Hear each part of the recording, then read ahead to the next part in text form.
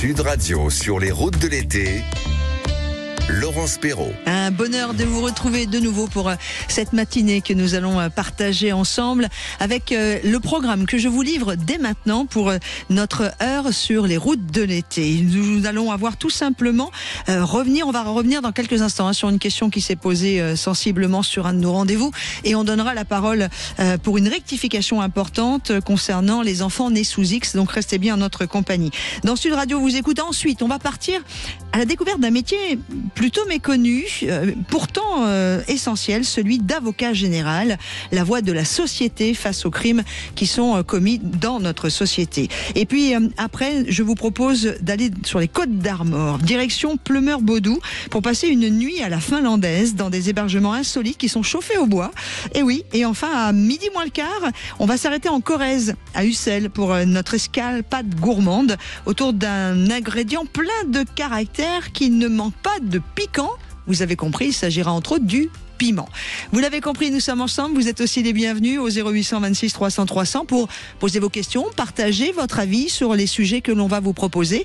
Manu vous attend au standard. C'est le grand et beau Quentin qui nous rejoint pour la réalisation de cette magnifique émission d'été. Et quant à vous, vous êtes également conviés à nous retrouver sur la page Facebook de Sud Radio. Sud Radio sur les routes de l'été, Laurence Perrault.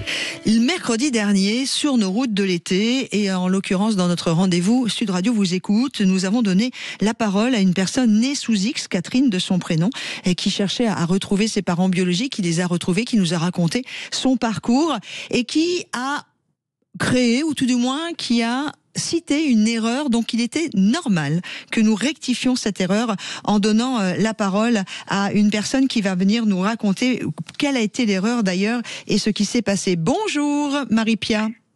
Oui, bonjour. Et merci à Sud Radio de me donner un droit de réponse. Alors Marie-Pia, on va repréciser que vous êtes la présidente d'une association. Oui, je suis la présidente de l'ADONX, qui est l'association pour le droit aux origines des nés sous X et qui guide et renseigne les nés sous X en recherche de leur famille biologique. Alors on vous a donné, et c'est normal, quand on fait une erreur, il faut savoir d'abord, l'accepter et deux, faire tout ce qu'il faut pour la réparer.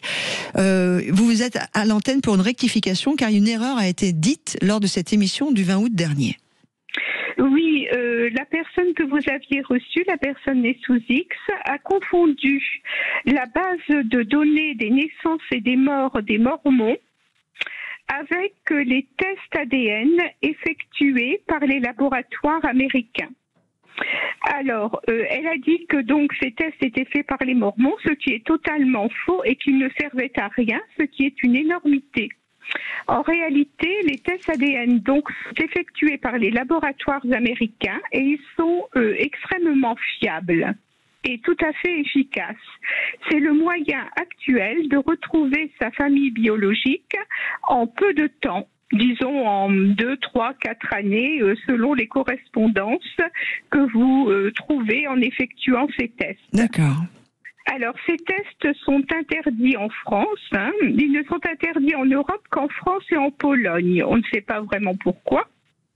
Mais l'interdiction n'est que virtuelle, car il existe plusieurs moyens d'effectuer ces tests sans grand problème, dont par exemple aller sur des sites étrangers. D'accord. Et d'ailleurs, c'est ce que font les Français qui les effectuent tous les ans. Il y a environ entre 100 et 150 000 Français qui les effectuent tous les ans. Et j'insiste, ils sont très fiables et tout à fait efficaces.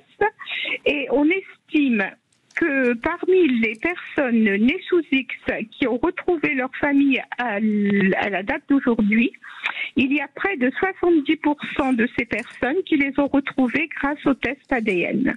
Très bien. Et ça, c'était hyper important de rétablir cette vérité sur l'antenne de Sud Radio, puisqu'on parle vrai et on continuera de le faire. Merci beaucoup. Je vous remercie. Merci à vous surtout, Marie-Pia, vous qui êtes la présidente de l'association pour le droit aux origines des enfants nés sous X, qu'on appelle ADONX. Vous nous avez alerté sur ce qui s'était dit. On vous remercie également puisque ça nous permet de remettre l'église au milieu du village, comme on dit. On vous souhaite une belle journée, Marie-Pia. Belle journée à vous et merci encore. De rien, c'est tout à fait normal. Sur les routes de l'été, Sud Radio vous écoute. Ma vie d'avocat général, le métier d'avocat général, mes connaissances, clichés, on va en parler aujourd'hui avec notre invité, puisque nous avons le bonheur de recevoir David Sena, qui est avocat général sur Sud Radio. Cet invité est un peu particulier, Théo Ampillac. Au fait, qu'est-ce qu'un avocat général ? Ah oui, alors pour être précis, un avocat général, c'est un magistrat du parquet. Son rôle, représenter la société devant la cour. En clair, il n'est ni l'avocat des prévenus, ni celui des victimes. Sa mission, c'est d'éclairer les juges, de défendre l'intérêt général et de proposer une décision de justice sans pour autant la rendre. Contrairement à l'avocat de la défense, il ne plaide pas pour un client, mais plutôt pour la loi. Devant la cour d'appel ou la cour de cassation, il prend la parole, il développe ses arguments et il présente ce qu'on appelle des réquisitions. Autrement dit, ses conclusions juridiques, les magistrats sont libres de les suivre ou non. C'est un rôle souvent méconnu du grand public, mais essentiel car il garantit la cohérence des décisions de justice et rappelle qu'à chaque affaire, c'est bien la société dans son ensemble qui est concernée. David Sena, avocat général, va nous expliquer dans les détails en quoi consiste réellement son métier. Il est notre invité ce matin sur Sud Radio. Merci beaucoup Théo. Bonjour David Sena. Bonjour Laurence Perrault. Alors j'ai bien commencé par, et on va mettre tout de suite les choses en place, vous êtes entre autres, et vous signez un livre qui s'appelle Avocat général, porter l'accusation chez Mareuil Éditions, qui est sorti au mois de juin dernier.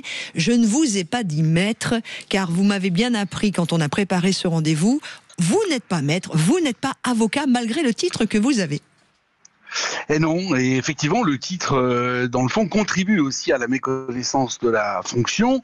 Le terme d'avocat renvoie en effet à la mission de l'avocat de la défense ou de la partie civile, mais l'avocat général, ce qui est important dans son titre, c'est le mot général, dans le fond, qui suit celui d'avocat. Le mot de général exprime précisément la mission de représentation d'intérêts collectifs, d'intérêts généraux. Le mot de général renvoie à ça, on n'est pas un général, mais on exprime des valeurs générales, alors que des avocats, et c'est parfaitement légitime, expriment ou défendent des intérêts particuliers qu'il faut défendre, encore une fois, celui de quelqu'un qui est accusé et de celui qui est victime. Voilà la différence, dans le fond, entre les deux. Et dans avocat, il y a le rappel de... dans le fond, c'est celui qui prête sa voix à l'avocat. Oui, tout à fait. Celui qui prête une voix. Et nous la prêtons à la société. Alors, vous avez commis, ça me fait plaisir de dire ça, un avocat général. Oui. Vous avez commis un livre aux éditions Mareuil Éditions. À travers plusieurs affaires criminelles marquantes, vous avez connu en tant qu'avocat général, on va en parler, le fantôme de Christian Ranucci dans le dossier Rambla, le violeur en série Varin, l'affaire Massala. Vous avez, bien sûr, évidemment, couvert énormément de dossiers. Mais concrètement, comment travaille un avocat général ? Et je vais d'ailleurs en profiter pour inviter tous ceux qui écoutent notre émission ce matin sur Sud Radio, de ne pas hésiter à poser des questions, soit à travers la page Facebook de Sud Radio, soit même de nous appeler au 0826 300 300 ou de venir témoigner si vous avez vous-même été juré en assises ou juré ou autre. Alors, comment vous travaillez, David Sena, puisque ça fait plus de 30 ans vous êtes dans le métier ? Alors, on travaille de manière tout à fait classique pour un magistrat, c'est-à-dire qu'on travaille à partir d'un dossier d'instruction qui est un dossier assez volumineux, qui comprend, selon les cas, de nombreuses pièces, plus ou moins nombreuses, mais un gros dossier écrit. Toutes les affaires criminelles sont instruites. Il y a un juge d'instruction qui a travaillé sur ce dossier. Il y a de nombreuses pièces, auditions, interrogatoires, expertises qui ont été faites par le juge et par la police ou la gendarmerie. Donc on prend connaissance d'un dossier auquel on n'a absolument pas pris parti. C'est-à-dire qu'on n'a pas dirigé l'enquête, on n'a pas instruit, on est extérieur par rapport à ce dossier qui n'est pas le mien. Je n'ai pas d'opinion sur ce dossier. J'en prends connaissance. Je prends des notes. J'essaie de comprendre ce dont il s'agit. On évalue les forces et les faiblesses d'un dossier parce que dans un dossier, il y a des éléments qui sont tout à fait convaincants, convergents vers une culpabilité. Parfois, c'est beaucoup plus complexe que cela. Donc, il faut identifier dans ce travail un peu solitaire à l'avance les forces, les faiblesses d'un dossier qui va se révéler à l'audience. Parce que dans le fond, le travail, il se fera à l'audience. La procédure criminelle aux assises, elle est orale, elle se fait sur la base de preuves qui sont administrées oralement par des témoins, par des experts, par des parties qui vont parler. Et dans le fond, on prépare, je dirais, sur la base d'un écrit, d'écrit, ce qui va ensuite être totalement oral. Et donc, il faut garder à l'esprit l'idée que ce qui est écrit n'est pas figé. Et dans le fond, on est dans une perspective qui est un petit peu contre-intuitive, puisque si on admet que le progrès dans la culture, c'est de passer de la tradition orale à l'écrit, c'est l'histoire de l'humanité, dans le fond, eh bien, en matière judiciaire, c'est un peu l'inverse. Mais on passe de l'écrit à l'oralité. Excusez-moi, David Sena, vous qui êtes avocat général, ça veut dire quoi? Ça veut dire que vous ne vous basez que sur les témoignages oraux au moment du tribunal? Oui, c'est-à-dire que la procédure criminelle, elle est complètement orale. C'est la preuve de la culpabilité ou au contraire, le fait que quelqu'un soit innocent, ce qui arrive aussi. Tout ça est administré oralement pour une raison simple. Pendant les débats, pendant le procès, parce que les jurés qui composent aussi la cour d'assises n'ont pas accès au dossier, ne peuvent pas avoir accès au dossier, évidemment. Ils ne sont pas magistrats professionnels, ils n'ont pas évidemment le temps, ils n'auraient pas le temps d'y accéder et peut-être pas toujours la possibilité de le faire. Donc, on administre la preuve oralement devant eux sur la base d'explications, sur la base d'éléments techniques, sur la base de plaidoiries à la fin, de réquisitions, d'explications. Et dans le fond, l'oralité, c'est aussi une garantie parce que soit on est capable de montrer de façon claire à des gens qui n'y connaissent rien a priori pourquoi quelqu'un est coupable et comment il faut le punir, auquel cas eh bien on offre une garantie qui n'est pas technique, qui n'est pas technocratique, mais qui est vraiment de manière claire à des citoyens. Soit on n'en est pas capable. Et alors, si on n'en est pas capable, c'est peut-être qu'en effet la personne n'est pas coupable. Et l'oralité qu'on prend pour une facilité, eh bien ça devient une garantie parce qu'encore une fois, on s'adresse à des personnes de bon sens, d'intelligence, mais l'intelligence, c'est la capacité aussi à, dans le fond, dire des choses tout à fait simples et crédibles. David Sena est notre invité pour ce rendez-vous, avocat général, et ce livre, Avocat général, porter l'accusation chez Mareuil Éditions. Est-ce que ça veut dire, par exemple, puisque vous avez, et dans votre livre, vous racontez des affaires très très fortes, je les ai un petit peu citées tout à l'heure, mais par exemple, le violeur en série Varin, est-ce que vous pouvez nous en parler? Comment est-ce qu'on prépare un réquisitoire dans ces conditions? Les grandes affaires, vous avez eu aussi l'ombre de Christian Ranucci dans l'affaire Rambla. Racontez-moi comment vous travaillez. Alors on travaille. Et racontez-moi l'histoire. Racontez-moi l'histoire d'ailleurs. L'histoire de Varin, l'histoire de Florian Varin, c'est une histoire du crime sériel, du viol et du meurtre sériel. Donc c'est une histoire qui est sériel assez veut dire récente. En série, David. En série, c'est un homme qui a été reconnu coupable de plusieurs, donc sur 7 victimes, viol, agression sexuelle, tentative de meurtre. C'est un garçon, un jeune garçon qui a fait une sorte de tour de France des départements de l'Ouest en arrivant jusqu'à la Haute-Garonne, jusqu'à Toulouse, pour violer un certain nombre de jeunes femmes qu'il trouvait sur son chemin, à partir de circonstances extrêmement classiques, boîte de nuit, patinoire. Parfois, il allait au-devant de ses victimes dans la rue, il les suivait. Et c'est quelqu'un qui a profité, à une époque encore assez récente, de l'absence totale de rapprochement entre des faits de même nature. C'est dans le fond l'antichambre, ce dossier, de ce qu'on voit aujourd'hui, la lutte contre, dans le fond, les meurtres ou les affaires sérielles, où on rapproche les faits entre eux pour arriver à confondre les auteurs, à la fois par le mode opératoire, par l'ADN, par des témoignages. L'aboutissement de ça, c'est le pôle crime sériel, le pôle national de lutte contre les crimes sériels à Nanterre. Mais avant cela, et à côté de ça, on a vu quelqu'un qui, en toute impunité, a pu, en partant de la Bretagne jusqu'à la Haute-Garonne, en passant par la Charente-Maritime, a pu violer et tenter de tuer 7 jeunes femmes de manière tout à fait on cruelle. Rappelle, David Sena, que c'était entre décembre 2011 et novembre 2012, les faits qui lui ont été reprochés. Ce sont des faits qui sont déjà un peu anciens, mais encore récents. parce qu'il a été jugé 3 fois, Florian Varin. Donc c'est une affaire qui a été jugée avec beaucoup de retard, beaucoup de difficultés par la justice, qui a mis du temps à élucider tous ces faits. Déjà, c'est une explication du retard. Les services de police et les parquets entre eux n'ont jamais vraiment communiqué, donc l'élucidation s'est faite très très tardivement. Et ensuite, jugé une première fois, condamné à 30 ans de réclusion criminelle, il a fait appel, il en avait parfaitement le droit.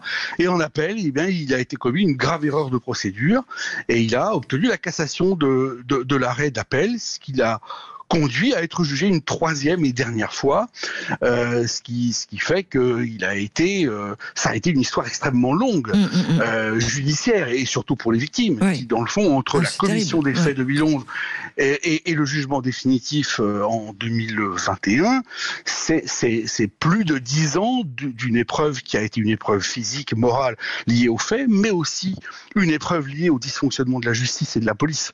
C'est donc une affaire terrible, qui montre surtout le lien qu'il y a entre le viol et le meurtre. Et ça, c'est un point important que je voudrais évoquer. Dans quelques instants, David Sena, puisque nous avons des obligations dans notre émission.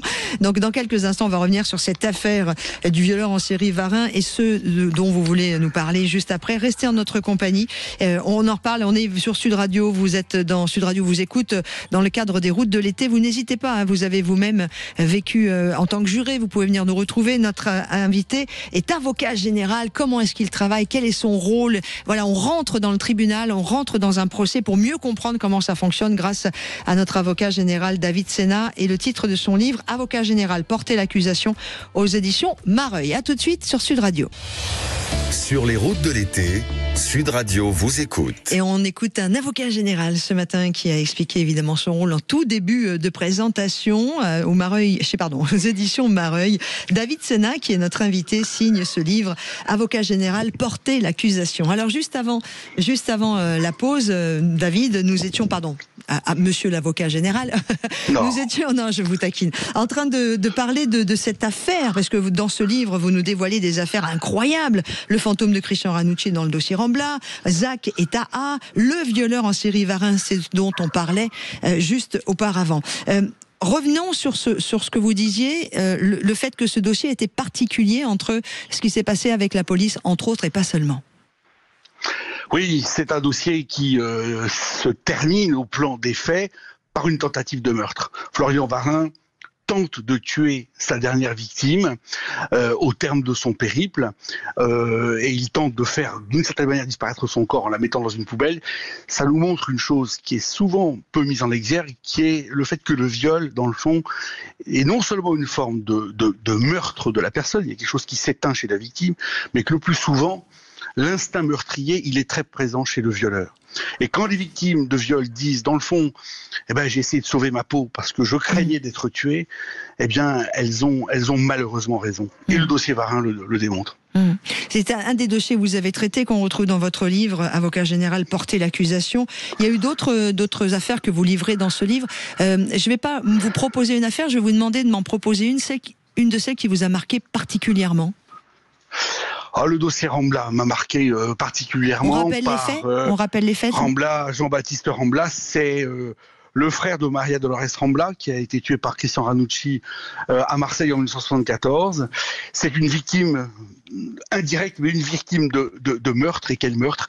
Et c'est quelqu'un qui va devenir meurtrier lui-même à 2 reprises, en 2004 et en 2017.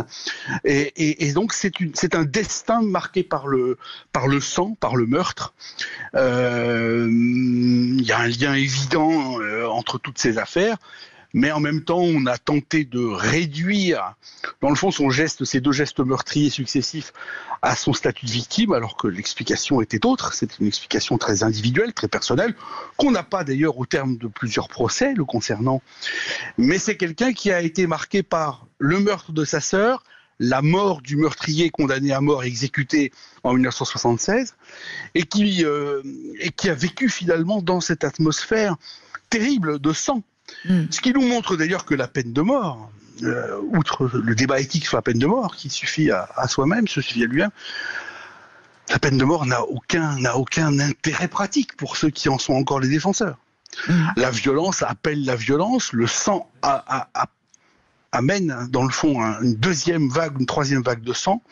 Et Jean-Baptiste Rambla, c'est quelqu'un qui a tué à 2 reprises, de façon tout à fait gratuite, des femmes, sans raison avérée, on ne sait toujours pas pourquoi. Et il a tué en dernière analyse à Toulouse une jeune femme d'origine angolaise de 21 ans, qu'il ne connaissait absolument pas. Il la tue sauvagement, 13 coups de cutter, il la décapite, il la laisse là où elle est, il part en vacances chez sa sœur, et puis il est interpellé, et dans le fond il sera condamné sans avoir donné une vraie explication à son geste. Et c'est une affaire qui est terrible parce qu'elle nous rappelle sur une période de près de 45 ans, 50 ans, toute l'histoire de notre pays, depuis les années 70, avec la grande violence de ces années, les meurtres, les rapts d'enfants, et puis dans le fond, on a guère progressé. Depuis, on reste marqué par par la violence, par la cruauté, et puis surtout, là, ça nous dit que les années 70 étaient des années où on s'occupait peu des victimes. Jean-Baptiste Rambla, il a été victime, mais il avait 9 ans, et on ne s'en est pas beaucoup occupé, on n'a pas accompagné son destin, et dans le fond, comment est-ce qu'il a vécu toute cette affaire? Ça remet en cause, d'ailleurs, David Sena, sans doute notre société, mais particulièrement également la justice, et puis vous en faites partie, vous racontez pas seulement le procès dans votre livre, vous questionnez aussi la justice elle-même, son humanité, ses paradoxes, ses fragilités. J'aimerais qu'on en parle. Bien sûr, le paradoxe, c'est un des paradoxes, c'est que dans le fond, la justice, elle cherche aussi la rédemption du condamné, du coupable, avec l'aménagement des peines. Jean-Baptiste Rambla, c'est quelqu'un qui était sorti assez vite. Il sort en 2015, 11 ans après, sur 18, donc il sort assez rapidement, c'était normal. Un très très bon dossier de comportement en détention. Insertion, intelligence, expertise. Mais dans le fond, tout ça était assez superficiel.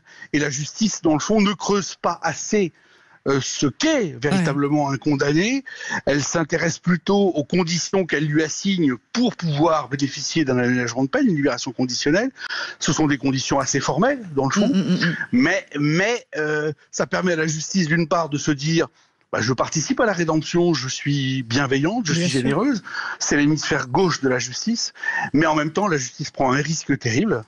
Et en 2015, quand elle fait sortir Jean-Baptiste Rambla, la justice a pris un risque énorme en laissant sortir quelqu'un qui était en apparence réinséré, mais qui était quelqu'un de profondément dangereux et qui l'était resté. Et alors du coup, en tant qu'avocat général, on a bien compris, puisque Béatrice nous pose la question sur la page Facebook de Sud Radio, vous défendez la société, c'est-à-dire que vous êtes en capacité de dire que, en fonction des faits que vous avez compris par l'oralité dont vous nous avez parlé, vous dites cet homme ou cette femme, ne les laissons pas sortir, ils sont dangereux pour l'ensemble de la société. C'est ça qui est important de préciser, pas simplement pour malheureusement la victime qui, si elle est encore là, est vivante et sur le banc des victimes.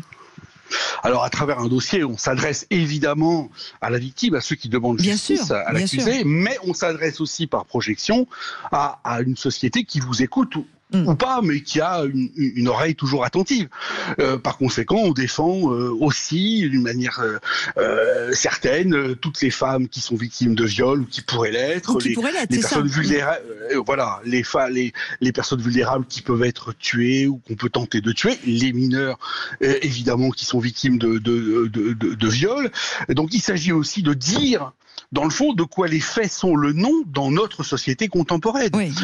Pourquoi est-ce qu'on tue aujourd'hui, pourquoi est-ce qu'on veut faire disparaître des corps, pourquoi est-ce qu'on a recours à des procédés extrêmement violents, pourquoi le viol est-il toujours aussi présent dans notre société qui est marquée par une certaine violence sexuelle, par une représentation de la pornographie, par une libération totale des mœurs.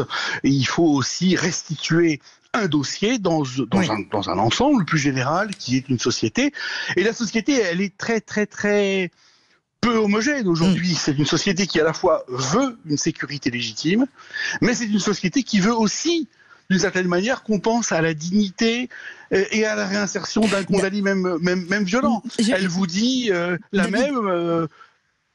J'aurais une question à vous poser par rapport à notre société, parce que ça fait 30 ans que vous êtes avocat général, donc j'aurais une question par rapport à ce regard que vous portez sur l'évolution de cette société, mais ce sera dans quelques instants, et je me suis permise de vous couper la parole parce qu'on a Jacques qui est avec nous au 0826 300 300, qui est avocat et qui voulait aussi intervenir dans l'émission. Bonjour Jacques. Oui, bonjour.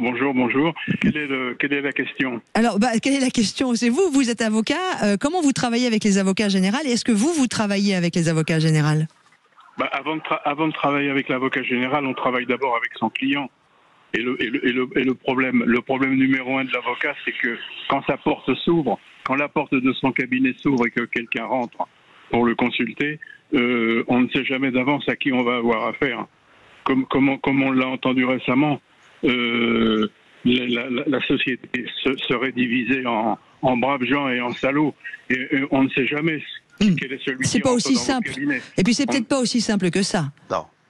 Non, mais on ne sait jamais. On ne sait jamais qui pousse votre porte. Ouais. On ne sait jamais si c'est le salopard ou si c'est le brave type. Et vous, Jacques, vous êtes avocat à la cour, vous travaillez sur quel type d'univers? Moi, je travaille dans l'économie de l'entreprise. D'accord, effectivement. Donc là aussi, c'est encore différent par rapport à ce que. Oh, il y a du bruit dans la rue. À ce que notre invité nous raconte, entre autres dans son livre Avocat général, porter l'accusation, aux éditions Mareuil. Jacques, une dernière question avant de retrouver notre avocat général. Du coup, vous, quand vous dites voilà, on ne sait pas. Pour monsieur l'avocat général qui nous écoute, et pour plus de précision, moi, mes délinquants ou mes clients délinquants sont des délinquants en col blanc, comme on les appelle. Voilà. David Sena, ça vous est arrivé d'avoir des délinquants en col blanc, mais des gros délinquants, vous, dans votre carrière d'avocat général? Non, en col blanc, non. Moi, j'ai plutôt affaire à des personnes, j'ai envie de dire, comme vous et moi. Et moi, je ne reprends pas l'idée selon laquelle il y a des braves gens et des salauds. C'est beaucoup plus compliqué que ça. Bien sûr. J'ai dit dans un article récent que, dans le fond, chacun d'entre nous pouvait être un meurtrier, et j'y crois profondément. Le meurtre, c'est quelque chose qui est en nous. Alors après, on passe à l'acte ou non, on a des défenses personnelles ou non, mais des raisons de vouloir tuer, il y en a beaucoup, et on tue aujourd'hui de différentes manières. On tue sur Internet, on tue en réputation, on tue physiquement. Bien sûr. On a une société qui aujourd'hui, je dirais, est composée de personnes qui sont très très fragilisées. Il y a aussi des histoires individuelles. Il n'y a pas que des règlements de compte homicide dans le milieu du narcotrafic. Il y a des histoires extrêmement cruelles entre étudiants. C'est l'affaire de Zach et Ta qui vont tuer leur victime en la mettant ensuite dans un bain d'acide.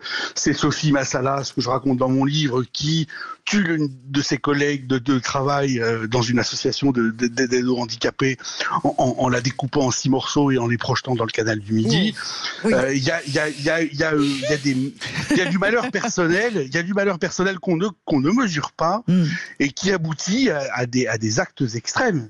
Donc, je crois qu'encore une fois, on s'adresse à une société qui, aujourd'hui, est fragilisée, et qui est aussi accessible. Les jurés comprennent aussi cette douleur qui produit ensuite du crime et du malheur. C'est aussi l'intérêt du jury populaire. Oui, tout à fait. Mais là, on va pas pouvoir rentrer dans, malheureusement, ce sujet-là. Je sens bien que vous avez une oralité extraordinaire. Hein. C'est aussi l'une des marques de l'avocat général. Mais on va devoir se quitter, David Sena. Merci, Laurence. Merci beaucoup. De rien. Et merci à vous de nous avoir accordé votre temps. Je vous en prie, merci de votre écoute. Et nous avoir un peu plus ouvert l'explication, la compréhension du rôle qu'est l'avocat général et du rôle, de l'avocat général. Je rappelle à tous que le livre est sorti au mois de juin, donc il est tout neuf là. C'était au mois de juin 2025 aux éditions Mareuil, et c'est Avocat général, porter l'accusation. Et David Sena, notre invité, revient sur des affaires particulièrement dur et évidemment aussi sur son métier. À tout de suite sur Sud Radio, on continue car dans quelques instants on va aller se balader. C'est Laurence Perrault. Dans quelques minutes, nous allons nous arrêter sur notre table de l'été, une table de l'été qui va nous permettre de parler de piment, mais pas seulement, parce que moi ma bouche elle est fragile, quand ça pique trop, j'ai plus de goût. Mais on parlera aussi de la cuisine d'Esteban Salazar, et je vous emmène au restaurant Le Château du Teul. On est à Ussel, mais pour l'heure, on ne va pas tout de suite aller à Ussel, en Corrèze, on va se balader en Bretagne. Sur les routes de l'été, détour de vacances. C'est niché en Bretagne et ce lieu, c'est un lieu hors du commun. Dans nos détours de vacances, je vous propose de nous arrêter chez Tonneau. Tonneau, vous écrivez ça T-O-2-N. Comment on appelle ça O, mais il y a une... Ah, mince, j'ai oublié la... Loisir. Non, la virgule. Mince, je sais plus comment on dit. L'apostrophe, pardon. Oh, bah, dites donc, Laurence, perd mes mots. Donc, Tonneau, donc T-O-2-N, apostrophe O. Oh là là. Il va falloir que j'aille me coucher, moi. Loisir, où l'on peut passer une nuit à la finlandaise. Et vous l'avez entendu, Philippe est à nos côtés, puisque c'est lui qui nous propose de découvrir Tonneau. Bonjour, Philippe. Bonjour. Comment ça va? Oui, très bien, merci. Philippe écoutez, Coty. On arrive en fin de saison. Ouais, gérant de Tonneau. Alors, je voudrais qu'on prenne le temps, Tonneau Philippe. Loisir, tout simplement. Voilà, Tonneau Loisir. On va prendre le temps de découvrir le concept. Est-ce que vous pouvez nous parler d'ailleurs de ce concept un peu particulier, Tonneau Loisir? Alors, c'est un concept, comme vous le disiez, scandinave. Hein, c'est-à-dire que ce sont des hébergements insolites qui viennent de Scandinavie. Donc, on a des quotas, donc qui peuvent accueillir jusqu'à 6 personnes, 4 personnes. Et nous avons également des tonneaux. Donc, ils ont vraiment la forme d'un tonneau. Et tous les hébergements, en fait, sont équipés de bains nordiques qui viennent de Scandinavie. Donc, les bains nordiques. Donc, chacun a son petit bain privatif. Et le bain, l'originalité du bain, en fait, il est chauffé au bois. Donc au bois, et nous on les met en chauffe dans l'après-midi, et quand les clients arrivent, les touristes, et ben le bain est chaud pour passer la soirée dedans à une eau à 38-39 degrés. Comme dans les pays du Nord ou comme en Islande, Exactement, effectivement. Il n'y a pas les bulles par contre, hein, ce qu'on appelle des bains nordiques. Non. Voilà, les Scandinaves, faut pas leur parler de bulles. Eux, ne jurent que par les bains nordiques, faut pas leur parler de jacuzzi. Hein. C'est l'écologie, donc c'est chauffé au bois, il n'y a pas d'électricité. Enfin voilà. Oui, alors après ils ont une géothermie qui leur permet aussi, hein, mais c'est chauffé au bois plus la géothermie. On est à Pleumeur-Baudou, dans le 22, donc dans les Côtes d'Armor. Ouais. On est non loin de la mer. Tout à fait. On est le plus proche, est à 3 km. Hein. On est tout proche du littoral et tout proche de la station balnéaire phare. Des Côtes d'Armor qui est Perros-Guirec. Donc on est à 10 minutes de Perros-Guirec. Quand on voit sur votre site Tonneau Loisir, donc Tonneau Loisir, il n'y a pas d'apostrophe là, vous avez compris, sur le site internet TO2NO Loisir collé avec un S.com, on voit ces tonneaux, c'est assez incroyable. Vous les avez fait venir comment? En fait, ils sont arrivés d'une pièce. Alors, la petite histoire, j'ai fait connaissance d'un Finlandais qui a une société qui vit en France et qui fait de l'importation d'hébergements légers. Et donc, ils sont arrivés sur camion. Alors, c'est assez impressionnant quand ils sont arrivés. Et ils étaient d'une pièce. Donc, ils ont été portés et ensuite posés puisqu'on est sur de l'hébergement léger. Et donc, ils sont arrivés d'une pièce, oui. C'est assez impressionnant sur les semis. Mais pourquoi vous avez eu cette envie de ce type d'hébergement et pas d'autres hébergements un peu plus classiques ou un peu plus franco-français, je dirais là, une petite maison, une petite cabane Ouais, en fait, il y a beaucoup aujourd'hui. L'insolite, c'est énormément développé en France. Hein, les Français sont assez friands. Et c'était justement de faire quelque chose de différent. Et donc on a fait vraiment le concept avec la rencontre du Finlandais, et je suis parti finalement sur un concept scandinave. Alors on a un espace sauna jacuzzi dans les quotas, on a ce qu'on appelle un quota grill aussi, c'est un barbecue, ce sont des traditions scandinaves. C'est un barbecue à l'intérieur et vous avez une tablette, vous pouvez manger autour du feu, donc et qui est mis à la disposition de la clientèle. Ouais, c'est vraiment un joli concept. Hein. Alors évidemment, là où on va vous rejoindre, on peut être accueilli dans ces fameux tonneaux ou les quotas, comme vous les appelez, K-O-T-A, avec ce bain nordique. Quel est le ressenti des clients depuis que vous avez ouvert et depuis qu'ils viennent vous retrouver? En fait, comme on est niché en pleine nature, hein, on est vraiment... c'est très arboré, on a beaucoup d'arbres, etc. Donc ça fait vraiment un petit domaine où ils sont à l'écart de tout et hors du temps quelque part. Et en fait, ils apprécient énormément. Donc déjà, quand on a des familles avec des enfants, forcément, ils sont très sensibles aux cabanes. Et c'est surtout ce qui apporte le gros plus, et c'est le bain scandinave. En fait, ils découvrent le bain scandinave, ils passent la soirée dedans. L'avantage par rapport à un jacuzzi, certes, il n'y a pas de bulle, mais il n'y a pas de bruit, donc on est proche de la nature. Et le bain nordique, alors ça, ils sont séduits complètement. C'est excellent. Ouais. Et ils découvrent même pour des gens qui me disaient qu'ils avaient un jacuzzi, ils n'en veulent plus. Parce que, en fait, il y a un silence, ça permet vraiment de se détendre. Hein. Et l'hiver, on les met à 40 degrés pratiquement parce que la température extérieure est plus fraîche. C'est tout l'intérêt, en fait, du bain scandinave. Après, vous avez quand même un sauna aussi, un jacuzzi également, quand même. Hein. Voilà. C'est pour ceux qui préfèrent les bulles. Il y a des massages, il y a des soins, il y a tout un espace bien-être qui est proposé. Oui. Et puis surtout, on va aussi pouvoir profiter de la belle région avec pas mal d'activités aux alentours.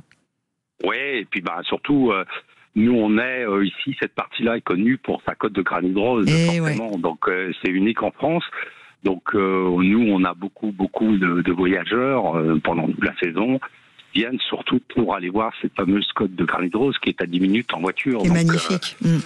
Oui, je pense que là Et puis dès que la météo le permet, hein, le GR34 est un des plus beaux sentiers de randonnée de France. On peut faire tout le tour de la belle Bretagne et c'est vraiment un joli rendez-vous. On voulait vous mettre en avant, Philippe Coty, vous qui êtes de Tonneau Loisirs. Donc je rappelle à tout le monde, rendez-vous sur votre site internet pour mieux vous découvrir, en plus de l'émission de Sud Radio.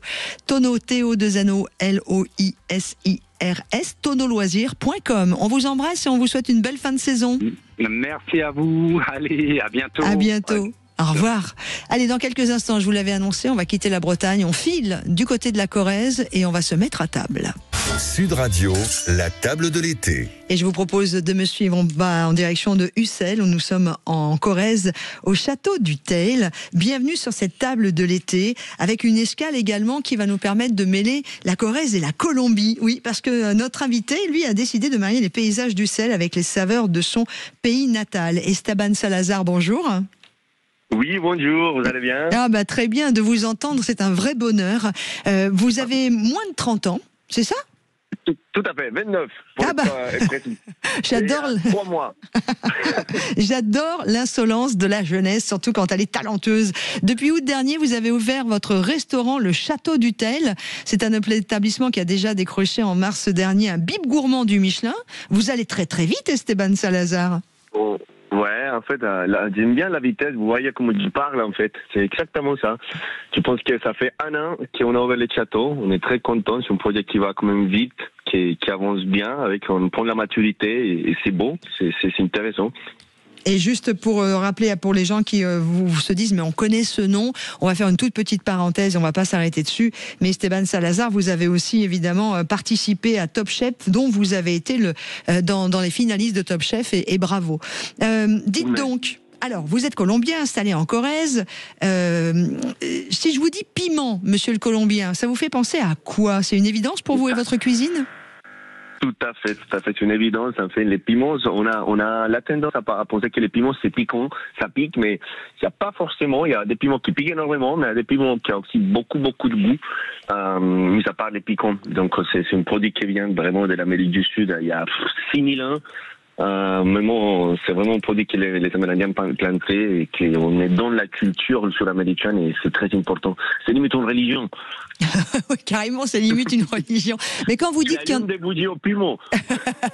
Quand vous dites, Esteban Salazar, vous qui êtes le chef du Château du Teil à Ussel, qu'il y a des piments qui piquent pas, vous pouvez me donner un nom, à part le poivron Ouais, en fait, il y a, pour exemple, dans les Caraïbes, on utilise les piments végétariens. Les piments végétariens, il n'est pas piquant, il ont énormément de goût. Et après, il faut savoir qu'il y a la molécule qui pique dans les piments, ça s'appelle la capsaïcine. Et c'est une molécule spécifique qui fait partie du piment et c'est pour ça qu'il me pique la bouche. On a une réaction entre guillemets allergique à ça. Mais aussi c'est tellement drôle, par exemple les oiseaux, ils n'ont pas la capacité de sentir la capsaïcine. Donc les oiseaux, ils peuvent manger des piments, ils ne se piquent pas.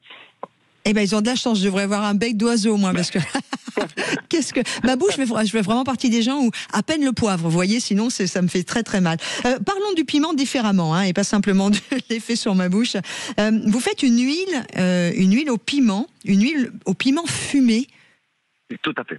En fait, il y a un super poivron. C'est un poivron plutôt, c'est le pimenton de la Vera. C'est un poivron espagnol et c'est façon artisanale. Ils font fumer les poivrons, ils font les fumer et sécher en même temps. Et qu'est-ce qu'on fait? On utilise une technique pour aromatiser de l'huile de pain raisin. à 65 degrés pendant 10 minutes et on arrive à extraire vraiment ce côté fumé, poivré, pimenté du piment sans se prendre les côtés piquant, dérangeant pour beaucoup de gens. Je pense que c'est important de mesurer ça. Des fois, on peut rajouter un petit peu de piquant pour relever les goûts, mais il faut comprendre qu'il y a des gens comme vous, par exemple, qui est très sensible au piment et c'est pas le but de foirer peut-être un repas parce que la bouche, il pique trop. En fait, il faut les mesurer, il faut les savoir doser. Sinon, il y a une manière, par exemple, quand on mélange des ingrédients piquants de piment dans nos recettes, on peut rajouter à côté ça des gras, du crème, un petit peu de fromage blanc, et ce gras va nettoyer les palais et va élever la sensation des piquants. D'accord. C'est pour ça que quand on se pique, quand on prend un piment très fort, il faut pas avoir de l'eau, il faut pas avoir de la bière, il faut pas prendre des glaçons. Il faut prendre des matières grasses parce que le palais il est gras. D'accord. Du coup, c'est cool. on nettoie les palais avec du gras. Ouais, c'est un petit conseil pour. Eh ben merci. Avec grand plaisir. Ah ben merci, je prendrai mon huile. Tiens d'ailleurs, puisqu'on est en Corrèze, vous êtes évidemment avec vos racines colombiennes et vous faites vraiment une fusion comme ça des origines entre la Colombie et la Corrèze où vous avez décidé d'ouvrir le château du Teil. Je voudrais savoir quel type de produits locaux corréziens vous aimez travailler aussi à Ussel. Non, là, on commence. Malheureusement, l'été est bientôt fini, mais heureusement pour nous, on commence la saison du cèpe. On va commencer mi-septembre, fin septembre, la Corrèze, il va commencer à nous donner ces magiques produits, les cèpes, les girolles, beaucoup des champignons. Donc, on va partir à la récolte. À côté de ça, il y a les châtaignes aussi. Sinon, à part de ça, il y a tous les produits de la Corrèze. C'est quelque chose qui c'est dingue. Vraiment, c'est incroyable. Les cochons, les goûts du cochon, vraiment, c'est des cochons que j'aime bien faire la relation entre les cochons corésiens et les cochons noirs des Pays Basques. Parce que les Pays Basques, ils mangent du gland. Mais en Corrèze, ils mangent de la châtaigne. Et oui. Donc, c'est vraiment très, très, très, très impressionnant. Comme les gras qu'il y a à l'intérieur de l'animal, les goûts qu'il a. Sinon, on essaie vraiment de le plus local possible. On travaille avec des producteurs autour de nous à moins de 40-60 km. Et on essaie de pas commander des choses, sinon que ça soit plutôt eux qui nous appellent et disent, écoute, j'ai récolté ça. On a dit, écoute, ramène. Et avec ça, on va faire une cuisine. On a vraiment, c'est ça, c'est une relation très belle avec eux. Et pourquoi la Corrèze, du coup, Esteban, pour conclure? Vous êtes tombé amoureux du coin? Vous êtes tombé amoureux du château? Déjà, j'ai tombé amoureux du coin, et c'est la Corrèze qui est venue vers moi. C'est le projet qui est venu vers moi, et je me suis dit, écoute, pourquoi pas? Et après, je suis arrivé, et les montagnes de la Corrèze me fait penser notamment à ma Colombie natale et chez moi. Et je me suis dit, je me sens bien entre les montagnes. Et super. Pourquoi on ne s'installe pas ici? Et on ramène des piments ici, peut-être. On va ramener un petit peu de piments à la Corrèze. Allez, cèpes, piments et cochons corréziens, je pense que ça peut faire aussi un joli plat. Merci beaucoup, Esteban Salazar. C'est moi qui vous remercie. Et tous au château du Teil à Ussel en Corrèze, donc avec des premiers menus qui sont vraiment accessibles à tous. Donc n'hésitez pas à aller découvrir la cuisine d'Esteban Salazar au château du Teil dans la Corrèze à Ussel. Merci évidemment d'avoir été avec nous. Et à suivre, nous allons partir sur notre dossier de l'été. Le mois de septembre est-il devenu le nouvel Eldorado des vacanciers français? On en parle dans quelques instants, juste après le journal de midi. Radio. Le dossier de l'été. Alors que la rentrée scolaire rythme la fin août, près de 4 Français sur 10 choisissent de voyager en septembre. Pourquoi ce mois séduit-il autant les vacanciers, Théo Ampillac? Le premier argument, c'est la tranquillité. Après un été 2025 marqué par des canicules et des plages bondées en juillet et en août, beaucoup veulent voyager autrement. Deuxième atout, le prix. Et oui, forcément, hôtels, locations et billets d'avion sont souvent 20 à 30% moins chers qu'en pleine saison. C'est pas négligeable. Et résultat, septembre s'impose comme un compromis idéal avec une météo encore clémente et un budget encore mieux maîtrisé. Alors qui sont donc ces voyageurs de septembre? Les seniors d'abord, libérés des contraintes scolaires, 40% d'entre eux préfèrent l'arrière-saison, mais la tendance s'élargit, couples sans enfants et actifs en télétravail profitent eux aussi de cette souplesse. Conséquence, septembre est désormais vu comme un deuxième mois d'août. Et alors quelles sont les destinations phares? En France, les régions dites refuges climatiques tirent leur épingle du jeu. C'est par exemple la Bretagne, la Normandie, le Cotentin, etc. Et à l'étranger, le sud de l'Italie, la Grèce, le Portugal ou les Baléares prolongent leur saison avec une mer chaude, un ciel bleu et des sites culturels moins encombrés. Et si vous faites partie de ceux qui préfèrent partir hors saison et particulièrement là en septembre, alors évidemment vous allez me dire c'est normal Laurence, il ne faut plus avoir d'enfants scolarisés, certes, mais venez nous raconter au 0800 26 300 300 pourquoi vous décidez plutôt de partir sur cette période de l'année. On est en dernière semaine avant la rentrée scolaire et vous allez peut-être partir ce soir ou ce week-end. On va en parler avec nos invités. Nous avons Nicolas Daillot qui est président de la Fédération nationale de l'hôtellerie de plein air et qui gère en plus 2 campings. Bonjour Nicolas. Bonjour. Et puis nous avons également à vos côtés Didier Arinaud qui est le directeur général de ProTourisme. Bonjour Didier. Bonjour. Ah, alors vous êtes un peu loin, on va essayer de faire en sorte que le son soit meilleur. Didier Arinaud, présentez-nous ProTourisme déjà. Alors, ProTourisme est un cabinet conseil dans le secteur du tourisme et une de nos activités est d'observer le comportement de nos concitoyens, mais aussi des clientèles étrangères pour leurs vacances et de pouvoir conseiller les acteurs du tourisme, qu'ils soient publics ou privés, aussi sur des études de marché, des études de faisabilité et surtout pour s'adapter aux attentes des clientèles. L'idée, c'est d'améliorer le parcours client. L'idée, c'est aussi de rendre notre offre française beaucoup plus attractive. Alors, on a les chiffres, en tout cas, qui sont parus. Alors ça, c'est les chiffres que Opodo, je les ai trouvés. A priori, on a une recherche de vacances pour le mois de septembre. Aurait bondi de 9% en 2025 par rapport à 2024. On a 27% des Français, ça c'était une information que j'ai trouvée sur Tourmag, qui prévoit de partir en septembre contre 34% en août. Et puis nous avons également plus de 37% des Français qui privilégient le mois de septembre parmi les mois préférés pour partir. Ça c'est un chiffre que j'ai trouvé sur Ipsos. Est-ce que vous confirmez ces chiffres, Didier Arinaud ? Alors, le mois de septembre, grosso modo, c'est 12% à 14% de la fréquentation touristique. C'est très éloigné de la fréquentation du mois d'août ou du mois de juillet. Mais c'est vrai que depuis quelques années, on voit une progression de ce mois de septembre. À cela, plusieurs raisons. D'abord, on sait l'importance du rapport qualité-prix pour nos concitoyens, dans un cadre où les prix ont beaucoup augmenté dans le secteur du tourisme. Ils ont même augmenté de 27% en 4 ans et le pouvoir d'achat de nos concitoyens n'a pas augmenté dans les mêmes proportions.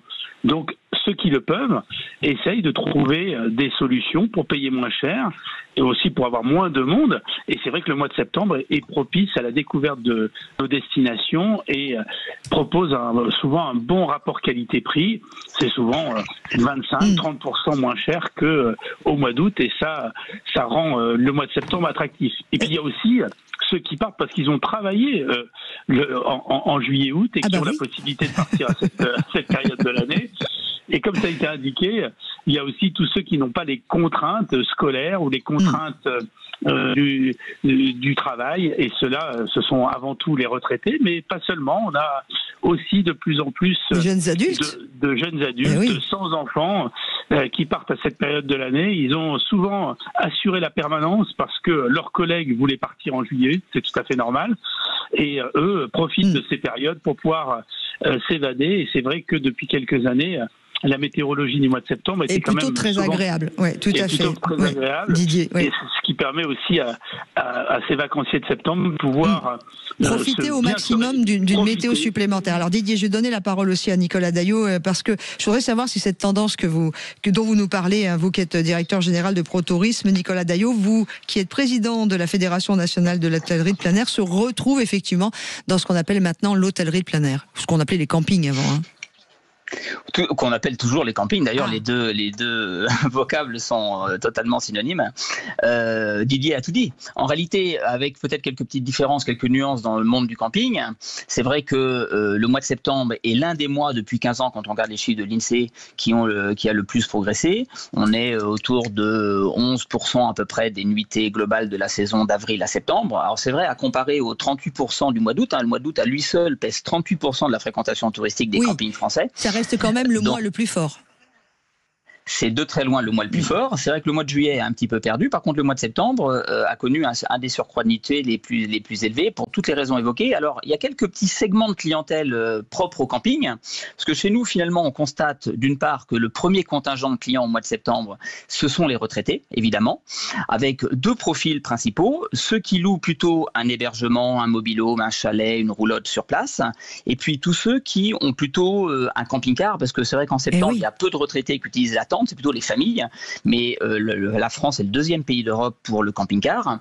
Alors c'est aussi bien le camping-car classique, ça peut être le fourgon aménagé, ça peut être le van, ça peut être aussi des éléments nouveaux. Vous savez qu'il y a des formes émergentes de camping, qu'on appelle notamment la van life en particulier. On en a parlé sur l'antenne de Sud Radio en début de semaine, on recevait lundi quelqu'un qui est parti en van life, oui. Ah bah donc vous êtes expert du sujet désormais. Après, il y a... Après, il y a quelques petits segments complémentaires. Il y a évidemment les familles qui ont des enfants qui ne sont pas en âge d'aller à l'école, qui ont moins de 6 ans. Or, c'est un tout petit segment, mais c'est un segment quand même. Et puis, et c'est une bonne nouvelle parce que les campings français, depuis quelques années, comme ils ont beaucoup amélioré leur offre et leurs prestations, arrivent à attirer plus d'étrangers. Il y a des étrangers en Europe. On pense toujours évidemment aux Allemands du Sud. Les deux gros lenders du Sud que sont le Bade-Wurtemberg et la Bavière rentrent à mi-septembre quasiment. Et donc, on a pas mal de familles allemandes avec enfants qui sont présents encore dans les campings sur la première quinzaine de septembre. Donc, tout ça fait que ça a gonflé. Et puis, le prix, parce qu'un mobil-home en basse saison, actuellement, là, au mois de septembre. On sait que l'argent, c'est le nerf de la guerre. Entre 200 et... Entre 200 et 300 euros la semaine, vous trouvez facilement un hébergement quand vous êtes retraité, par exemple, tout compris. Dans quel coin? Parce qu'il y a quand même encore des différences selon les coins de France. Alors, les coins de France, oui et non à la fois. Oui, c'est vrai, il y a des régions plus chères que d'autres, mais c'est surtout la catégorie de camping qui va quand même jouer. Sachant que un hébergement de très bonne qualité haut de gamme qui va être loué 1 000 euros début août, vous allez le trouver à 250-300 euros au mois de septembre, y compris dans le sud de la France. D'autant plus qu'aujourd'hui, il y a beaucoup d'offres, parce que c'est vrai que tout n'est pas forcément plein non plus. Donc, les professionnels du tourisme savent faire des efforts tarifaires aussi cette période-là, ce qui permet aux retraités, et d'ailleurs c'est l'un des arguments numéro 1, ce qui permet aux retraités de partir en vacances, déjà au calme quand les animations dans les campings sont terminées, quand il n'y a plus les enfants, évidemment, ils ont souvent eu leurs petits-enfants pendant l'été, donc ils sont contents de retrouver une vie très calme au mois de septembre, où il n'y a pas forcément d'activité particulière, ça permet de visiter la région, de faire de la randonnée, etc. Disons que c'est ça qui est important, c'est qu'au-delà du logement, excusez-moi d'accélérer un petit peu, c'est que c'est pas simplement le logement, c'est aussi tout ce que l'on peut faire en ayant un peu moins de monde, parce que il y a beaucoup j'entends parler moi autour de moi de plus en plus de gens qui n'ont plus envie d'être avec une foule comme ça de touristes. Mais ça, évidemment, si ça peut paraître évident, je voudrais qu'on revienne aussi avec vous, Didier Arinaud, directeur général de ProTourisme, qui est avec nous sur Sud Radio pour ce dossier de l'été, sur le fait que est-ce que c'est une tendance qui, selon vous, va s'installer de plus en plus fort, ne serait-ce que pour une seule raison, au-delà des enfants qui vont à l'école, c'est le prix. C'est qu'on a quand même une différenciation de tous les tarifs, vous en parliez également, Monsieur Daillot, qui est assez incroyable. On peut aller du simple au double, voire plus. Absolument, il y a des écarts tarifaires qui sont considérables, et comme le dit Nicolas Daillot, on peut partir quasiment un mois pour le prix d'une semaine au mois d'août, en partant au mois de septembre. Ça intéresse beaucoup les retraités. Vous savez, ce qui va faire la progression du mois de septembre dans les années qui viennent, c'est à la fois le vieillissement de la population, il y a de plus en plus de retraités, et oui. C'est aussi le fait qu'il y a un certain nombre de salariés qui peuvent se permettre de partir au mois de septembre et de faire aussi du télétravail, en partie. Et puis, enfin, et ça c'est le phénomène majeur, c'est qu'il y a une très forte envie de vacances, il y a un désir de vacances, mais il y a un pouvoir de vacances qui est lié au pouvoir d'achat, qui lui est beaucoup plus contraint. Donc partir au mois de septembre, c'est une façon de passer de belles vacances avec moins de monde, de profiter d'ailleurs de toutes les activités, mais aussi de pouvoir circuler plus facilement dans les destinations de villégiature et de passer de très belles vacances avec un excellent rapport qualité-prix. Souvent on dit que la France est chère. C'est vrai, mais vous savez, cette année, il y a quand même 400 000 Français de moins qui sont partis à l'étranger par rapport à ceux qui avaient l'intention de le faire, pour une raison simple, c'est parce qu'ils se sont rendus compte aussi que les prix à l'étranger avaient beaucoup augmenté. Donc la destination France hors saison, c'est une très belle affaire, à la fois financière, mais c'est aussi une belle façon de découvrir bon nombre de destinations, de profiter des patrimoines, de profiter aussi de la gastronomie. Il fait un petit peu moins chaud, donc c'est toujours plus agréable de profiter de la gastronomie à ces périodes de l'année. En tout cas, ça va aller en s'accroissant. Et d'ailleurs, on a une saison touristique qui a tendance à s'allonger jusqu'aux vacances de la Toussaint. Alors Didier Arinaud, on en parlera dans quelques instants si vous le voulez bien. Allez pas trop vite, messieurs, là, puisqu'on aura une pause tout de suite. Et puis dans quelques instants, avant de parler effectivement de cette période qui semble même s'étaler jusqu'à la Toussaint, on aura le plaisir d'accueillir Julien au 0826 300 300 qui lui nous expliquera pourquoi il part en vacances en septembre. Vous pareil, hein, n'hésitez pas, rejoignez-nous au 0826 300 300 sur Sud Radio. N'hésitez surtout pas à venir nous retrouver pour parler de vos vacances. On a Antoine qui dit qu'il arrive. Nathalie qui dit qu'ils sont partis une semaine fin juin et ils repartent une semaine début septembre. Enfin, voilà, il y a plein de gens qui préfèrent cette période-là. Venez témoigner vous aussi sur l'antenne de Sud Radio dans notre dossier de l'été. Sud Radio. Le dossier de l'été. Et on continue de parler de cette tendance qui s'accroît année après année, des départs en vacances plus tard, en septembre, ceux qui ont décidé de partir en septembre, et on essaye d'en faire le point sur cette nouvelle tendance, en tout cas qui n'est pas nouvelle mais qui a l'air de vraiment s'installer et de plus en plus longtemps, avec Didier Arinaud qui est directeur général de ProTourisme et Nicolas Daillot, président de la Fédération nationale de l'hôtellerie de plein air. On va revenir avec vous messieurs dans quelques instants, mais je voudrais accueillir aussi à l'antenne de Sud Radio au 0826 300 300 Julien qui a eu Manu au téléphone, notre standardiste qui l'a accueilli et qui partait toute sa vie lui en septembre. Bonjour Julien. Oui, bonjour. Merci d'être avec nous. Moi j'ai toujours été hors saison. Oui. Pour plein de raisons. Déjà la facilité de réserver, parce que juillet-août, si on s'y prend pas juillet-août de l'année précédente, on est sûr de rien avoir. Ah, c'est pas faux ça. Alors que là, septembre, c'est quand même déjà beaucoup plus faible, donc on peut se prévoir, s'y mettre 1 ou 2 mois à l'avance. On sera pas dans le jus, on trouvera quand même quelque chose. Pour le même prix, on est surclassé, donc on bénéficie des logements beaucoup plus prestigieux, avec beaucoup plus de prestance. On a plus de disponibilité pour les activités, et on se retrouve aussi avec une population de retraités, donc des populations plutôt calmes, plutôt tranquillisantes. Il n'y a pas de. Alors j'ai rien contre les enfants qui courent et qui braillent, ils ont raison, il faut bien qu'ils se défusent. Mais pour se reposer en vacances, c'est pas forcément le plus pratique. Et c'est ces raisons qui me font que j'ai toujours préféré partir en septembre ou en juin. Vous avez dit quelque chose qui n'a pas encore été évoqué depuis le début, quoi, un petit peu plus ou moins, mais pas dans ces termes-là. C'est que vous êtes aussi parti en septembre parce que c'est facile de se décider au dernier moment quand on veut partir au septembre sur la destination. Exactement. Et de trouver un logement. Et ça, c'est quelque chose d'assez pointu dans ce que vous dites, parce que c'est une évidence que pour certaines régions de France, trouver des logements en plein mois d'août, c'est compliqué, plus évidemment le tarif, ça c'est clair. Vous qui partez en septembre, vous avez fait une différenciation de tarifs? Vous avez fait un peu une étude là-dessus? Ah bah complètement, c'est du simple au triple. Hein. Là, je vois, on a eu un mariage en Bretagne. On a regardé les tarifs, donc on a regardé sur le Bon Coin les tarifs qui étaient de base à partir de. Ça a commencé à partir de 44 € la nuit. Et je vais vous donner l'explication. Là, mois d'août, il y avait plus de disponibilité, mais les tarifs c'était du 240 € la nuit. Waouh! On est passé de 40 à 240. De 44 à 240 € pour le logement qu'on avait. C'était le plus près du lieu de mariage qu'on avait. Et c'était le plus pratique pour nous. Donc du coup, on a renoncé. On a loué un camping-car du coup.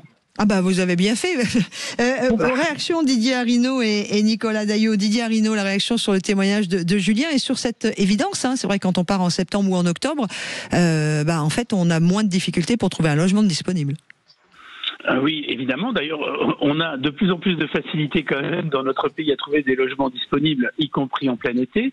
Il y a véritablement que le cœur du mois d'août qui est extrêmement chargé.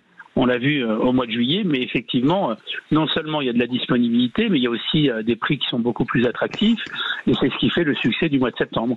C'est vrai que vous avez raison, puisque maintenant, avec tout le développement de tout ce qui est Airbnb, entre autres, on a une offre d'hébergement. Il y avait des gîtes avant, mais il y a de plus en plus de gîtes, de maisons d'hôtes. C'est quelque chose qui, là aussi, se précise?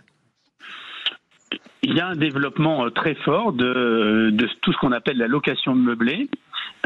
typiquement les appartements ou les maisons qui sont loués. Alors on parle beaucoup d'Airbnb, mais aussi d'autres formules. Il y a Gîtes de France, il y a que les vacances, il y a énormément d'opérateurs qui proposent ces locations meublées. Mais c'est vrai que quand on veut un bon compromis avec du service, il y a aussi, et c'est le succès de l'hôtellerie de plein air, comme celui du camping de Nicolas Daillot, où c'est une très très bonne façon de passer des vacances avec de l'activité. Par exemple, le camping de Nicolas Daillot, de la plage de Tréguet, il est en bord de plage, donc c'est vraiment une situation idéale. Nicolas Daillot, d'ailleurs, tiens, bim, merci beaucoup pour la transition, Didier Arinaud. Vos campings sont où? Parce que vous êtes le président de la Fédération nationale de l'hôtellerie de plein air, et vous avez 2 campings, ils sont où? Alors il y en a un qui est dans le golfe du Morbihan, à côté de Vannes, et le second est dans la baie de Douarnenez, entre la Pointe du Raz et la presqu'île de Crozon, sur la plage, comme l'a dit Didier. D'ailleurs, puisqu'on parle de destination, Julien reste avec nous encore quelques instants. Est-ce que, Didier Arinaud, on a des destinations qui sont privilégiées pour cette arrière-saison, qui est septembre et octobre, pour ceux qui partent plus tard? Est-ce qu'il y a la Provence est privilégiée, la Corse, la Bretagne? Quels sont les coins de France qui remportent un vrai succès à cette période de l'année? Alors, on a une belle répartition quand même à cette période de l'année. Il y a des grandes destinations et il y a des destinations qui fonctionnent mieux au mois de septembre qu'au mois de juillet, par exemple. C'est le cas du Pays Basque. Une ville comme Saint-Jean-de-Luz a une plus forte fréquentation au mois de septembre qu'au mois de juillet. Il y a aussi la Côte d'Azur qui fonctionne très bien, mais il y a la Bretagne, comme on le disait, qui est une formidable destination du mois de septembre. On voit que le littoral, en règle générale, est plébiscité par nos concitoyens lorsqu'ils partent en vacances, mais aussi par les clientèles étrangères. Et puis il y a aussi une clientèle du mois de septembre pour le tourisme urbain. Ça fait partie aussi des tendances et des découvertes. Et là, on a aussi la concurrence des grandes villes européennes qui nous font concurrence et qui sont accessibles via les low cost. Mais pour ce qui est du tourisme français, on a une belle répartition dans l'espace. C'est top. Julien, avant de vous laisser passer une belle journée, vous ne partez pas cette année en vacances, malheureusement, au mois de septembre, avez-vous dit à Manu? Oui, tout à fait, puisque j'ai un enfant qui a 3 ans et qui rentre à l'école, donc ce plaisir-là est malheureusement en difficulté. Mais on trouvera des arrangements avec les tatas pour qu'elle vienne garder la petite pendant ce temps. Alors, ce que je vais dire n'est pas bien, mais ça sera juste sa première année, c'est ça? Oui. Ouais. Bon, moi je connais pas mal de mes amis qui sont jeunes parents. La première année, la toute première année de maternelle, ils s'octroyaient quelques libertés de partir quand même un peu hors vacances scolaires. Mais bon, c'est pas bien ce que j'ai dit. Non, c'est pas bien, pas pour la rentrée.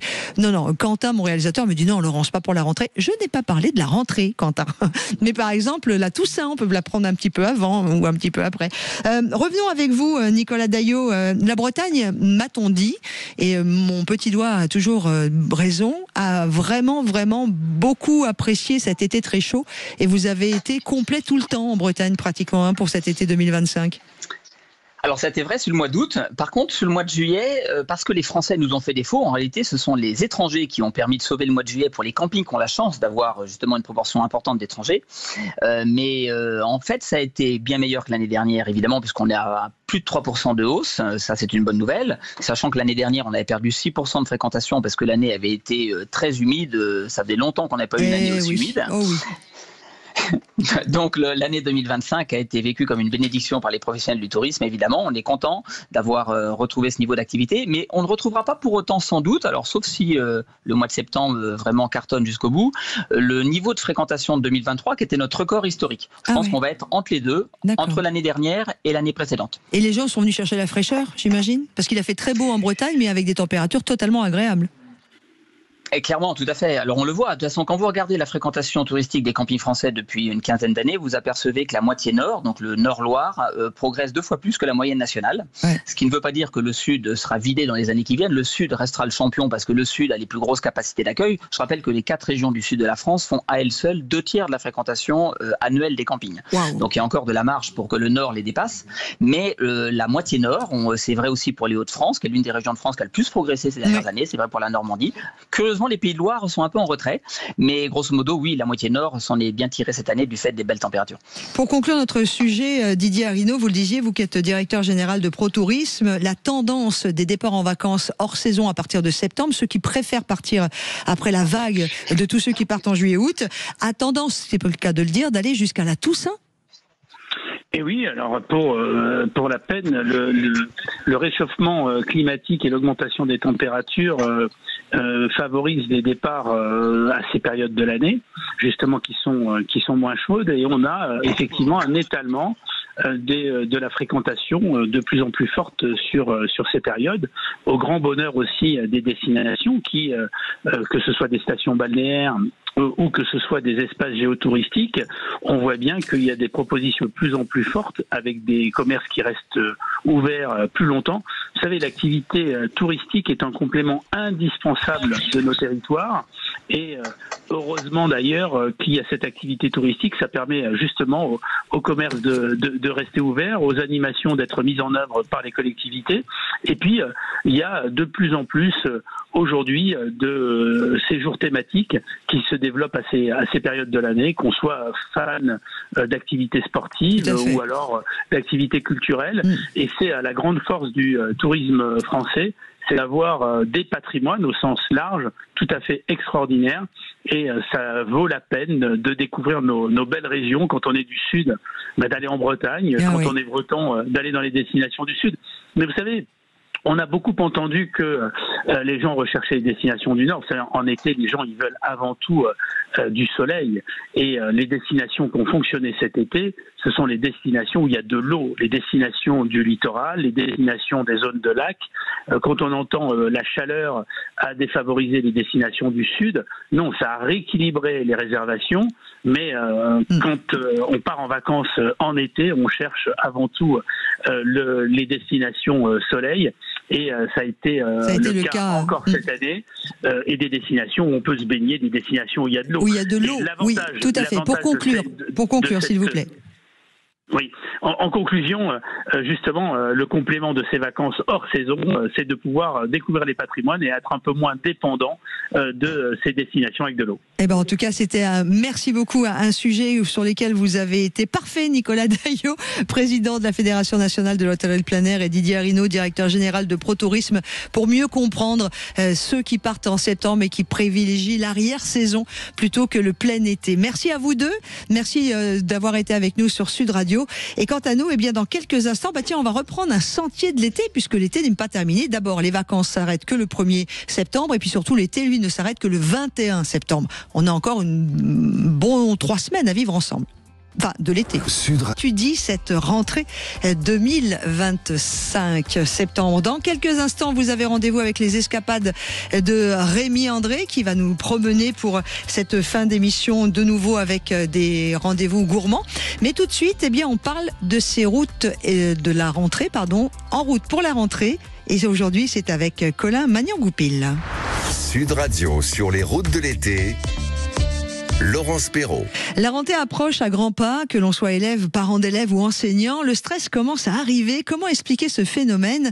Avec vous, Colin Magnan-Goupil, bonjour. Bonjour Laurence. Eh bien, la rentrée marque le début de quelque chose de nouveau. D'abord, pour les parents. Ils doivent s'occuper de la rentrée de leurs enfants, en plus de devoir travailler. Passer beaucoup de temps dans les grandes surfaces, saisir les moindres promotions. L'achat des fournitures demande beaucoup de temps et d'implication. En plus de ça, trouver une activité extrascolaire pour votre enfant peut être également vecteur de stress. Alors, quid des enseignants? Eh bien, pour eux, le programme a une nouvelle fois changé cette année. L'accent est davantage mis sur la réussite et le rattrapage des lacunes en mathématiques et en français. À noter que les élèves de l'Hexagone font partie des moins bien classés au sein de l'Union européenne. La préparation des classes peut donc s'avérer plus compliquée pour les professeurs. Et la rentrée, c'est aussi synonyme de stress pour les élèves qui sont, eux, victimes de harcèlement. Eh bien, ce phénomène touche 5% des élèves du CE2 au CM2, 6% des collégiens et 4% des lycéens. Conséquence, la phobie scolaire est en recrudescence. 5% des élèves du CE2 au CM2 sont touchés, ainsi que 2% des collégiens et des lycéens. Merci beaucoup, Colin Magnan-Goupil, qui était sur Sud Radio avec nous pour nous parler de la rentrée scolaire. Sud Radio, les sentiers de l'été. Et dans nos sentiers de l'été, eh bien, on va se promener du côté du sud avec vous, Pierre Armingaud. Bonjour. Bonjour Laurence. Merci d'être avec nous. On va avoir le plaisir de prendre le temps de nous arrêter sur une extraordinaire exposition qui se passe à Castelnaudary, c'est ça ? Oui, absolument. Je vois que vous êtes très bien renseigné. Alors nous avons Oui. la semaine dernière pris le temps de parler du festival du cassoulet, et en parlant avec nos amis qui organisaient le festival du cassoulet à Castelnaudary, ils nous ont annoncé qu'il y avait une exposition assez incroyable, une exposition de et avec Pierre Armango. Est-ce que vous pouvez m'expliquer ce qu'est cette exposition et où elle se situe ? Alors, cette exposition se situe donc à la ville de Castelnaudary, au musée du Lauragais, qui est labellisé Musée de France, et qui fait partie des 1200 musées de France. Et c'est le seul musée, donc musée du Lauragais à Castelnaudary, le seul de l'Ouest audois. Et donc, j'expose actuellement jusqu'au 21 septembre. Il va se conclure avec les Journées du patrimoine. Et en fait, pour une présentation rapide, donc je suis le seul et unique dépositaire du concept des ballons du rugby en bois en tant que maître ébéniste. Et donc, ce concept est validé à l'INPI, également ma marque, les ballons du rugby en bois. Et pour la première fois, donc, je vais exposer sur mon territoire, puisque la genèse de l'histoire de l'entreprise a 104 ans. Wow. Et l'entreprise donc a été créée par mon arrière-grand-père en 1921. Qui se situe sur la commune de Belpech, qui est à 30 minutes de Castelnaudary. Alors, donc pour la première fois, donc il y a une exposition au bout de 25 ans. J'expose sur mon territoire. Eh ben ça c'est cool, Pierre Armango. Je voudrais qu'on revienne non pas sur vous, mais sur l'exposition, si vous le voulez bien. C'est une exposition qui met en avant le ballon ovale, les métiers d'art également, et ça c'est important de le préciser au-delà des métiers d'ébénisterie. Mais je sais, pour en faire une petite parenthèse, que vous avez travaillé la trompette de l'un de nos amis et confrères de Sud Radio, Yvan Cujous, que l'on connaît bien, qui chante beaucoup, qui chante Nougaro, mais pas que. Et vous avez travaillé avec l'une de ces trompettes. Racontez-nous. Oui, alors ça c'est un projet avec Yvan qui date de 3 ans. Le projet devait se faire avant la Coupe du Monde pour le Japon. Et finalement, nous nous sommes rencontrés. Il m'a validé complètement le projet. On va pas tout dire. Non, parce qu'on va laisser nos amis les découvrir, bien sûr. Voilà, nos auditeurs découvrir. Mais c'est le buzz de l'exposition. Donc c'est sa première trompette, une trompette américaine que j'ai complètement déstructurée, cassée, et que j'ai collée sur un ballon. Et l'adage, c'est une de ses premières chansons qui s'appelle À demain, comme le jour, mais on l'a transformé à demain comme le manuel. Et donc il y a également ces partitions qui sont gravées à la main, voilà. Et puis on a mis des QR codes avec une de ces chansons de trompette. Et il est venu par bonheur au vernissage. Il nous a fait un solo trompette dans les murs du musée, qui est une trop bien. prison. Et donc il y aura un concert avec son ami Louis Wiesberg qui sera le 20 septembre. Pour la clôture, voilà, pour la clôture de l'exposition. Alors Pierre Armango, vous qui êtes maître ébéniste, sur l'antenne de Sud Radio pour notre sentier de l'été qui permet à tous ceux qui vont se balader du côté de Castelnaudary, soit vous y vivez, n'hésitez pas à aller découvrir l'exposition, soit vous êtes en promenade puisqu'il y a encore les vacances et que nous venons de clôturer le sujet sur ceux qui prennent leurs vacances au mois de septembre, eh bien vous pourrez y aller évidemment. On va plonger dans votre univers qui est teinté de bois aux côtés d'autres artistes à qui vous avez donné carte blanche. Est-ce que vous pouvez nous donner un peu une idée ? Oui, alors ce qui est surprenant et qui satisfait le visiteur, c'est la surprise totale, parce qu'en plus de mes œuvres de ballons de rugby en bois secret, donc depuis 2016, je fais une collecte d'artistes que je sélectionne, dont le fer de lance de ce projet, c'est Charlie Descoutures, qui m'a fait une œuvre. En fait, le concept, je donne carte blanche aux artistes avec une collaboration sur la forme du ballon. Et puis également d'Isabeau, il y a des artistes qui sont de la région toulousaine, Montpellier. Il y en a également Marion Moulin qui fait des choses extraordinaires du côté de Courchevel. Et qu'est-ce qu'elle travaille, Marion ? Voilà, donc on est sur de l'acrylique, on est sur de l'huile.